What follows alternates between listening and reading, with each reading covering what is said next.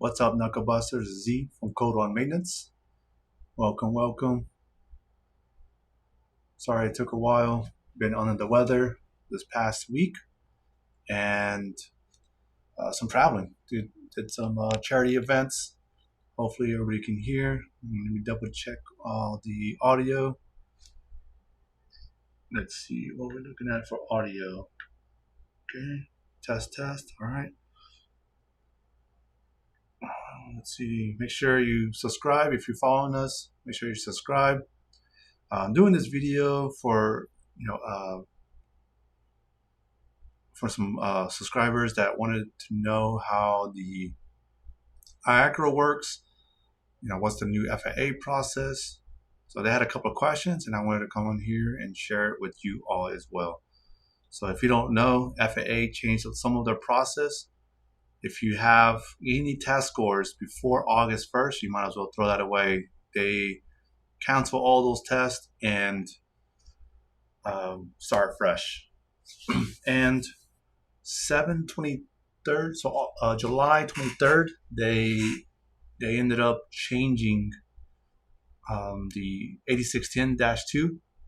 It just took them 5 months, and they made a correction on it. So make sure that if you already have one, redo it again, because they just updated it. I was helping out some Army soldiers, and it was the February version, so they updated that to the July version, and they were told to redo it. So kind of sucks.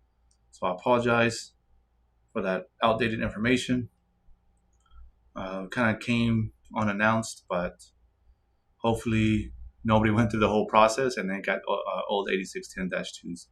So if you haven't got it signed, just go ahead and replace that. No comments, no nothing. Okay. So today I'm going to discuss a little bit about some potential questions you can be having during your interview with the FAA, IACRA process. So I'm trying to set up my camera. For some reason, I couldn't set it up beforehand. So I'm kind of doing it right now. And it's just me right now today. Let's see. Can I share my screen? Let's go to share screen. Oh yeah, I can share my screen. What's up? Where we at? Share screen, preview mode.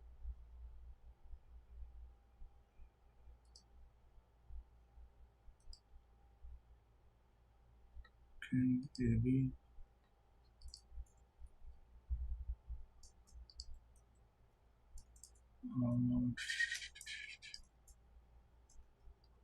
A primary display. So hopefully you guys can see this. Put in the comments if you can see my shared screen here. It's application. I think I'm gonna put this. All right, it's not going anywhere.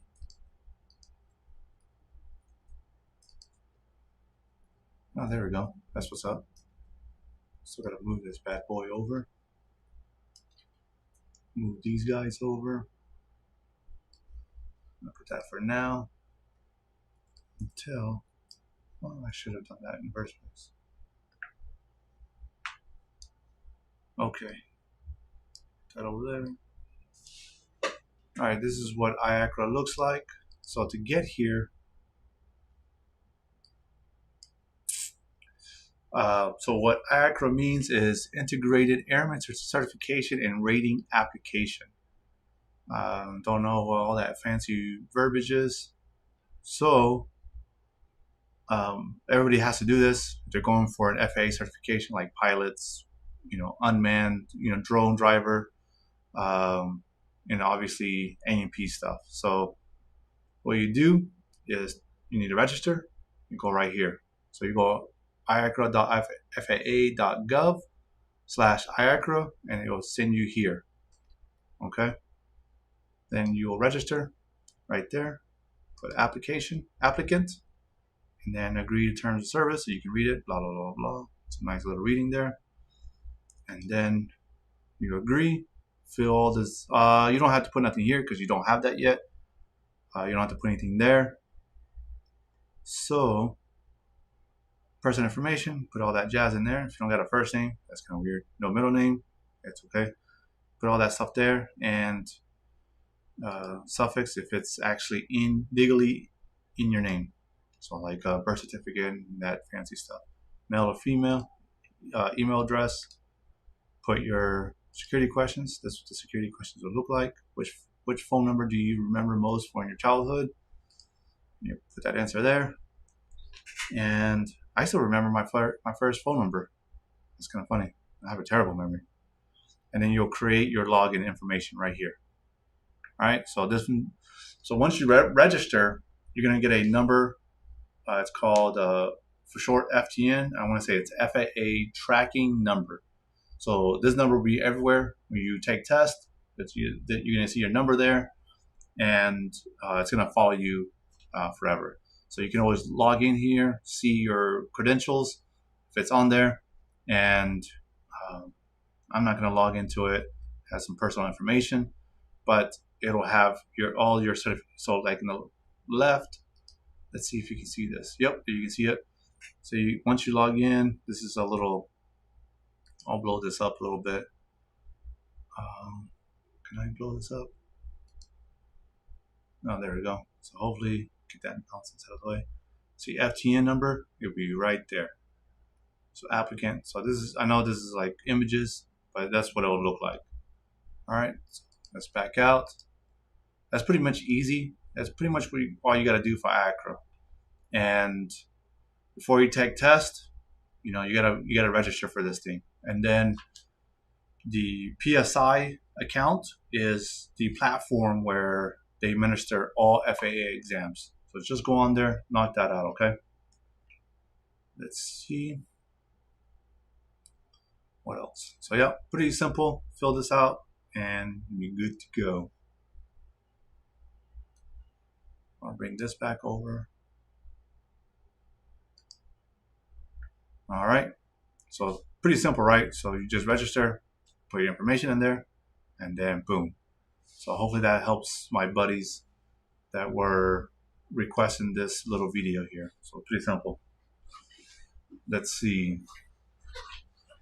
The next thing I want to talk about is potential questions. These are potential, okay?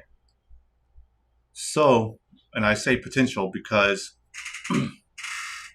every FAA inspector, FSDO inspector, whatever they want to call themselves, is going to be different, okay? Some of them will just look at your resume and they'll be fine with that. Some of them will look at your training records, go through the whole thing, and that's it. They might have some questions for you. Some of them will actually give you an interview, which means, hey, how do you calculate and measure capacitance and inductance? That's a 2 skill level, and they're going to ask you if you know how to do that. So that'd be kind of weird to ask because not everybody's all like electrical engineers. So it's good to know we can teach it and things like that. And we're planning to put together a little mini course so we can get some of these signed off, and I'll show you what I mean. Okay, so here's an example that I received a couple of years ago from the FAA. So they had a nice little streamlined process. Okay, this is not for all FSDOs, but this has kind of been the most in-depth process that I've experienced compared to other FSDOs. Okay, some FSDOs, like I said, they'll just interview a little bit, talk about what's related to you. As they'll probably talk about, have you been doing this? How you do this? Have you done this? Tell me about your experience. And they don't go into these questions. But here at Davis Mountain, the Scottsdale guys are very thorough. They want to make sure you got this information. Some guys that I've experienced and across on the other side of the coast is you just show them your training records, they'll sign you off and give you your tickets. It just depends. They're the ones signing you off, so they have to feel good, get the warms and fuzzies when they sign you off, okay? And if you want this, just put a comment in the section 147. 147. Comment 147, and I'll send you these. I'm gonna try to reach you, and so that way I can give this document to you. Okay. So the streamlined process was training records, interview, but they also wanted to see if you know how to do these things. And they completion, your initials that you've gone through it, and a supervisor, E6 or above. This could be your commander. This can be your, senior NCO, things like that. And he'll sign here that he's done this with you. All right. So you're wondering what teaching levels are? Here's the teaching levels. This is only for the general curriculum subjects. Okay. So right here, it tells you what teaching levels are. All right. Level 1 requires knowledge of general principles, but no practical application. No development of manipulative skill. I'm assuming I'm an idiot. English is not my first language. So from what I understand is like you're not really knowing how to do the actual calculation with competency, I guess you can say. Instruction by lecture, demonstration, and discussion. So if you had an instructor who's gone through this with you and you have an idea how to do it yourself, that's probably what it's saying. But here it says no development of manipulative skill. So apologize for my retarded speaking here. So instruction, so that's what level 1 requires. Okay, general knowledge, principles, but no practical application. So obviously it's saying you don't need to really you just got some understanding to it. It's basically what it is in layman's terms. Level 2 requires knowledge of general principles, limited practical application. So maybe you kind of know how to add 1 + 1, 1 + 1, something like that. You know a little bit, and then you have sufficient manipulative skill to perform basic operations. So you know how to kind of do, for example, this capacitance and inductance. Have an idea, and then you also have been taught how to do it, right? Level 3 is knowledge of general principle and performance of a high degree of practical application. Like you actually know how to do this shit. And then development of sufficient manipulative skills to simulate return to service. So you got to calculate whatever you need to calculate and return it to service. So that's level 3. And then you've been instructed and very competent in this task here. So you can see which ones are 2s and 3s, which ones some 1s. Some people just go to YouTube, get some idea how to do it. Does it say and? And discussion, okay? Instruction by lecture, demonstration, and discussion. So that's an easy thing. Like I said, we plan to go through these things and obviously teach you how to do some of this virtually as much as possible. Maybe some of the fabricated rigid lines can be kind of hard, and obviously have the hands-on. But if you're in the military or if you're in a shop where you have access to sheet metal, maybe go in there, do a couple of runs. I promise you, this is super easy. This stuff is easy. Okay, fabricating rigid line. From a distance, if you've never done it, it looks intimidating. But once you do it once or twice, you're like, oh, okay, I get the idea. And then, so if you have access to that, to a sheet metal shop, to a metals tech shop, just go in there and see if they can help you out and even fill this out for you. When you complete it, sign it yourself, and an E6 or even an A&P can sign that off, that he taught you how to do this stuff. Like I said, maybe this won't be accepted, nationwide because, they all have their quirks. But this has been the most streamlined process, but thorough process. And what the FSDOs wanted to see is these guys fill this out. They've done some of this stuff. They probably read up on it a little bit and went to the FSDO, go in there, have the interview with confidence and with competence as well to answer some of these tasks, these questions, okay? Calculate and measure electrical power. That's pretty easy. Measure voltage, current, resistance, and continuity. That's pretty easy. Like a specs guy can teach you that. Like electrical guy, electronics guy can probably teach you these basic things. You can have him sign it off. All right, determine relationship, okay, voltage, current, and resistance in electrical circuit.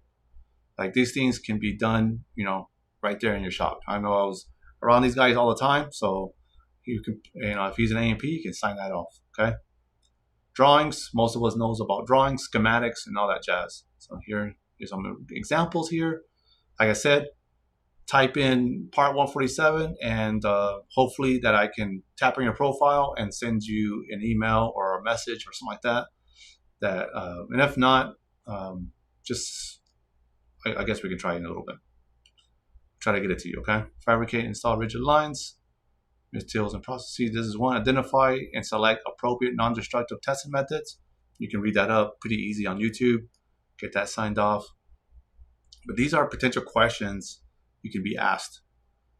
And from the FSDO that I spoke to, it's like you don't have to have all these 100%. You don't need to know all this stuff. Maybe 50% of it. And I think it's in the regs that to know about 50% of it. And but I would talk to your FSDO, what the process is like, what, ask them questions. What's it going to be like?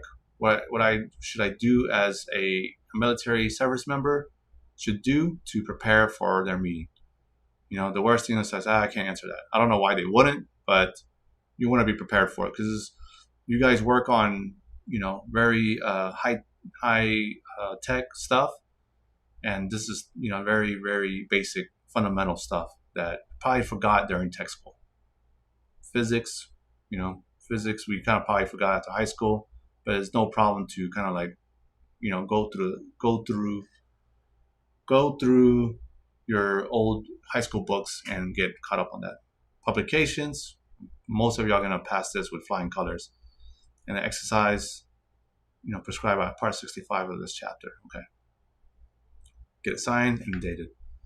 The biggest thing that the FSDOs are looking for is documentation along with your records, your documentation, some idea that you've done this stuff, and having it signed off by a senior person is going to make them the warms and fuzzies, okay?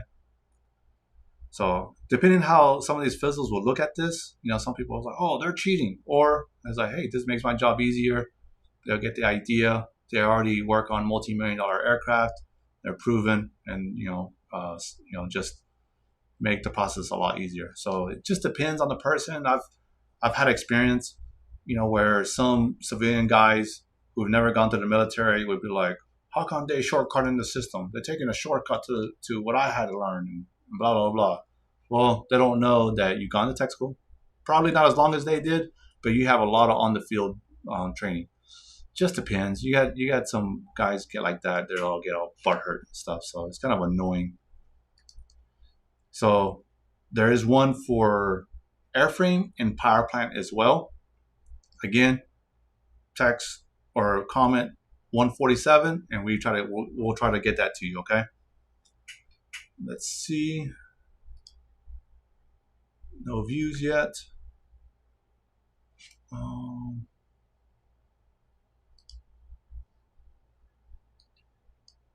Or the comment section. Okay.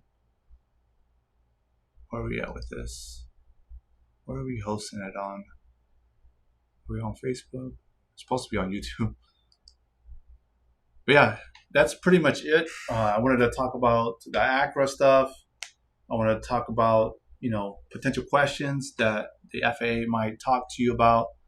And then there's also the some changes to the FAA. Spoke to some FAA reps across the nation, and not much has changed too much, but study those writtens. That's the very common key that I received from the FAA reps is if you study your writtens, get it right the first time, your orals and practicals will be a lot easier.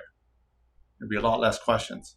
So you can probably shave 30 minutes through each section. So you can probably save an hour and a half of your time with the DME. So get to know your DME, get to talk to him, get some advice, as much advice you can get from him, because that gives you an idea. You can shop around. You can go, if there's 4 DMEs in your area and you don't have to go to the first one you talk to. You can. I was like, "What's your price? How do you conduct it? And if you feel like he's helpful, then stick with him." And I don't mean helpful as in just hands you an A&P. You don't want that.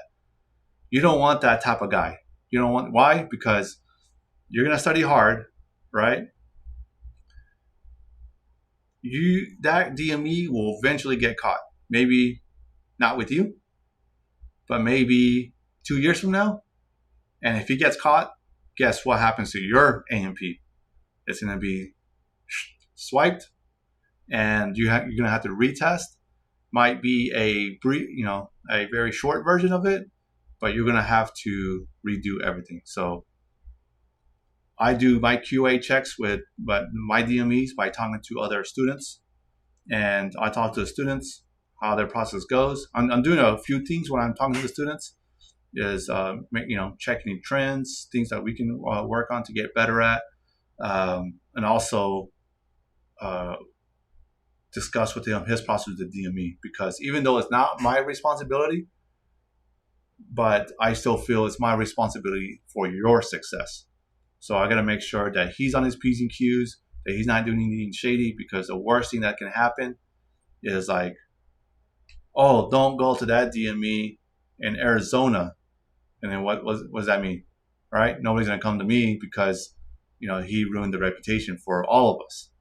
So I have to be my P's and Q's to make sure that he's given the exams correctly and honest and by law. So don't want none of that drama. I've heard the stories. I might make that a YouTube session too. You know what? I am going to make a content about. There should be two incidences, two famous incidences that happened. So I'll do some research on it and discuss on that. It'll be very interesting and things to look for, because you'll eventually get caught doing shady stuff. If you do shady stuff, you're gonna get caught. So don't push yourself. Don't try to cut corners, because it'll come back to you. Maybe not in a few months. Maybe not in a few, maybe not in a year. Maybe 2-3 years, and they're gonna come back and retest everybody that he examined. So make sure that he's not cheating. Okay, so because the worst thing that's going to happen is that 3 years from now you got your life all ahead of you, and now you have to reschedule, study again, and may even lose your A&P. You can't work on jets, maybe even lose some pay. I'm not sure what happened to those guys, and thinking about it, I probably will see if I can find somebody that has gone through him and kind of discuss on that a little bit. But do not go through the process of taking corners. Do not take corners. Worst things are going to happen. Okay. So if you have any questions about the process, hit us up, and we'll gladly, put some questions, and I'll make a video just like this just like I did for our friends to just to maybe every question that you ask, it might help others. So hopefully this helps you, and I can go a little more in depth with each one. Like I said, we're going to create a mini course with all those tasks and sessions, and you can have a senior NCO that can back you up, or we can even do it as a group and go through it and sign you off. So we have A&Ps on staff, and we can give you at least the lectures, instructions, and a demonstration. And we'll do as much as we can online, so that way you have that knowledge and that skills already. So thank you for coming on our show tonight, and have a good rest of the night. Take care.